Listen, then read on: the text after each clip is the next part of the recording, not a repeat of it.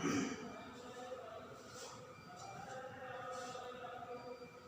dear students, welcome to BPSC online classes. How are you all? I hope you all are very well. मैं Mansar 12th class की sociology के part second की chapter 3 भारतीय लोकतंत्र में कहानियां। भारत में लोकतंत्र तथा संविधान आज का टॉपिक है हमारा।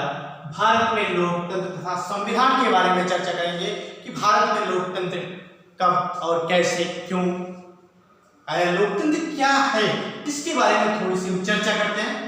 जिससे जो भारत में लोकतंत्र लागू हुआ, जो हमारा संविधान लागू हुआ, वो 26 जनवरी 1950 से भारत में पूर्ण रूप से लोकतंत्र लागू हो गया। लोकतंत्र है क्या, इसके बारे में थोड़ी सी चर्चा करेंगे। जनता में, जनता के लिए, जनता के द्वारा चुना गया शासक लोकतांत्रिक शासन या लोकतंत्र कहलाता है। तथा संविधान के बारे में चर्चा करेंगे। लोकतंत्र तथा संविधान। भारत एक लोकतांत्रिक देश है। भारत एक लोकतांत्रिक देश है। हमारे देश में संविधान, भारत एक लोकतांत्रिक देश है। हमारे देश में संविधान का, हमारे देश में संविधान का शासन, हमारे देश में संविधान का शासन है। भारत एक लोकतांत्रिक देश है और भारत में अर्थात हमारे देश में संवैधानिक शासन अर्थात संविधान का शासन है। अब तक हमने स्वतंत्र भारत के निर्माण की प्रक्रिया तथा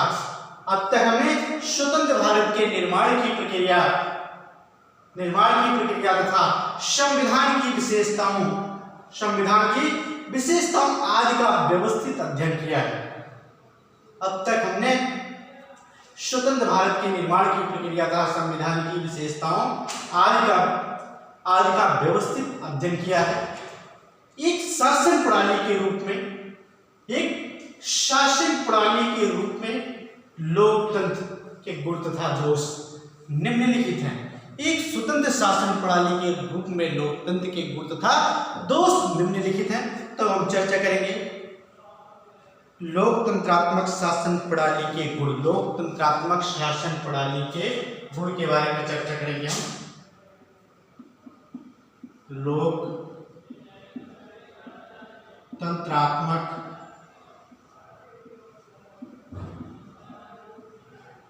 शासन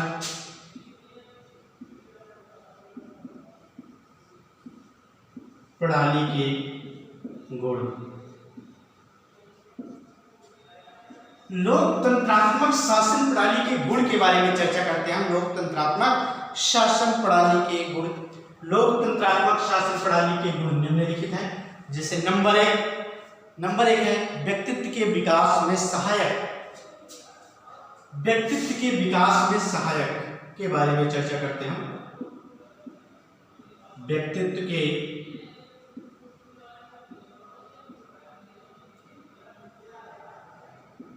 विकास में सहायक में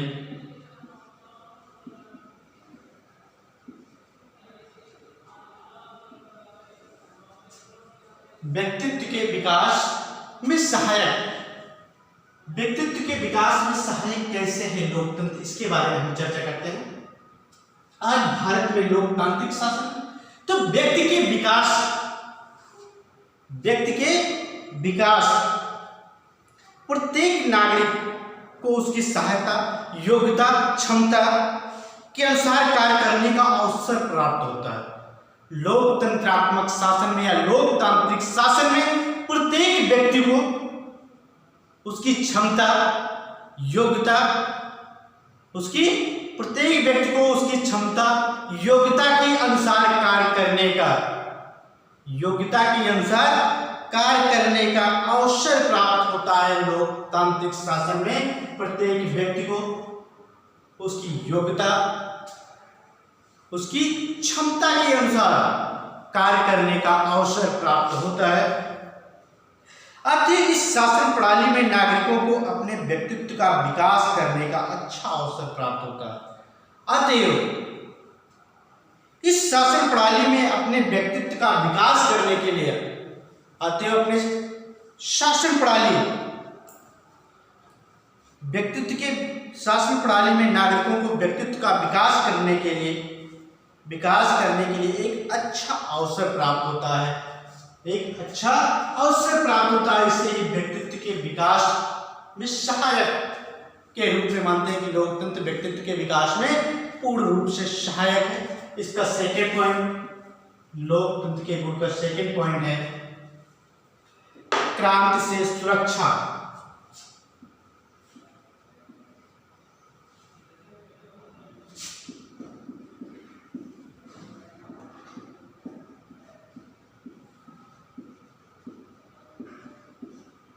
क्रांति से सुरक्षा के बारे में हम चर्चा करें कि क्रांति से सुरक्षा कैसे मिल सकती है। लोकतंत्रात्मक शासन प्रणाली में शासन का समस्त कार्य जनता के हाथों में होता है। लोकतंत्रात्मक शासन प्रणाली में, लोकतंत्रात्मक शासन प्रणाली में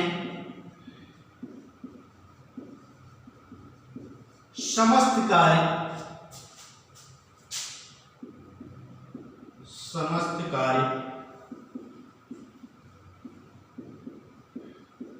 जनता के हाथों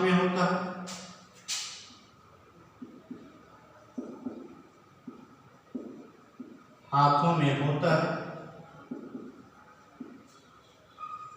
लोकतंत्रात्मक शासन प्रणाली में समस्त कार्य जनता के हाथों में होता है।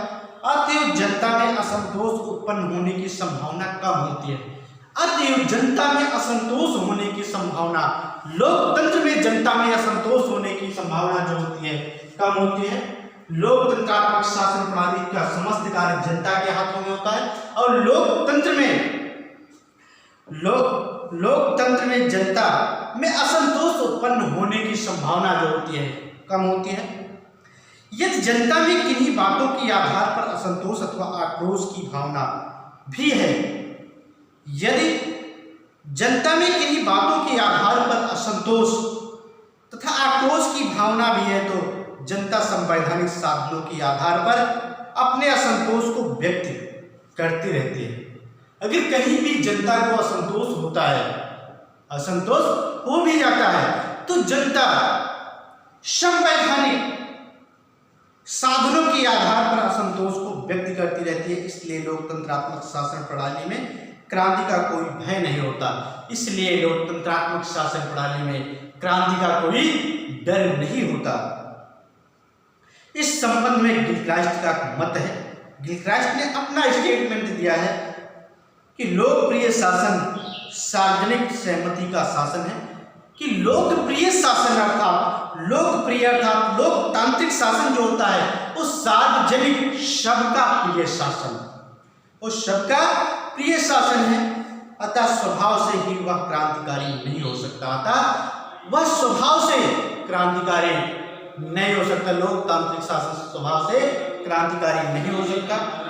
थर्ड पॉइंट है इसका राजनीतिक शिक्षा की व्यवस्था के बारे में चर्चा करेंगे हम। राजनीतिक शिक्षा की व्यवस्था,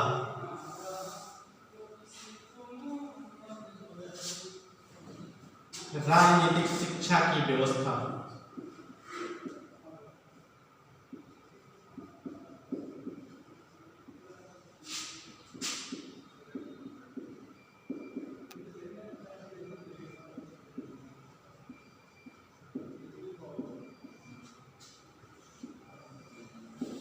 राजनीतिक शिक्षा की व्यवस्था के बारे में हम देखते हैं। लोकतंत्रात्मक प्रणाली में नागरिकों को शासन के कार्यों में भाग लेने की स्वतंत्रता होती है। लोकतंत्रात्मक शासन प्रणाली में नागरिकों को शासन के कार्यों में भाग लेने की स्वतंत्रता होती है। अतएव इस शासन प्रणाली में सभी नागरिकों को राजनीतिक कार्यों का प्रशिक्षण मिल जाता है। अतएव इस शासन प्रणाली में सभी नागरिकों को राजनीतिक कार्यों का प्रशिक्षण मिल जाता है। इस संबंध में बर्न का कथन है। बर्न के स्टेटमेंट के बारे में चर्चा करेंगे। बर्न की क्या कहा है? सभी शासन शिक्षा के साधन हैं। सभी शासन, जितने भी शासन है, बर्न ने कहा कि सभी शासन शिक्षा के साधन होते हैं और सबसे अच्छी शिक्षा स्वशिक्षा है। बर्न ने कहा सभी शासन शिक्षा के साधन हैं और सभी शिक्षा स्वशिक्षा है। और सबसे अच्छी शिक्षा जो मानी गई है वो स्वशिक्षा है। इसलिए सबसे अच्छा शासन स्वशासन है। इसलिए सबसे अच्छा शासन स्वशासन है, जिसे लोकतंत्र कहते हैं। गैटिल ने लोकतंत्र को नागरिकता का शिक्षा प्रदान करने वाली स्कूल की संज्ञा दी है। गैटिल ने नागरिकता की शिक्षा प्रदान करने वाले स्कूल की संज्ञा दी है। गैटिल ने नागरिकता को शिक्षा प्रदान करने वाले स्कूल की संज्ञा गैटिल ने दी है। इसका फोर्थ पॉइंट है समानता की पोषक प्रणाली के बारे में चर्चा करेंगे हम। समानता की पोषक प्रणाली नंबर 4 है समानता की पोषक प्रणाली।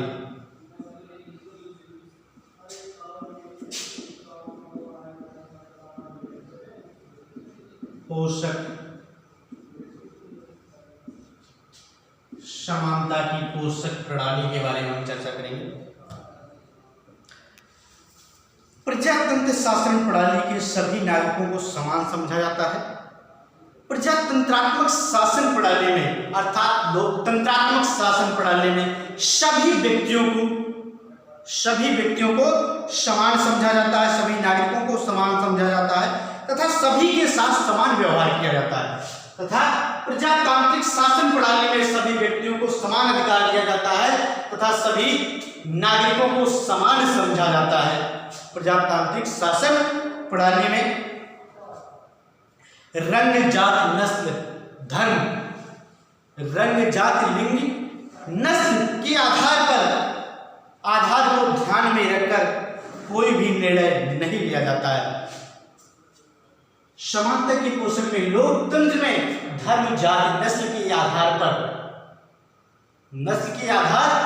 को ध्यान में रखकर ध्यान में रखकर कोई निर्णय नहीं लिया जाता है। लोकतंत्रात्मक शासन प्रणाली में नागरिकों का बौद्धिक विकास संभव है। लोकतंत्रात्मक शासन प्रणाली में सभी नागरिकों का बौद्धिक विकास संभव है। इस संबंध में लॉर्ड ब्राइस का मत है। इस संबंध में लॉर्ड ब्राइस ने अपना स्टेटमेंट दिया है, इसके बारे में चर्चा करते हैं। इसलिए लोकतंत्रात्मक शासन प्रणाली में ही नागरिकों का बौद्धिक विकास संभव है। इसलिए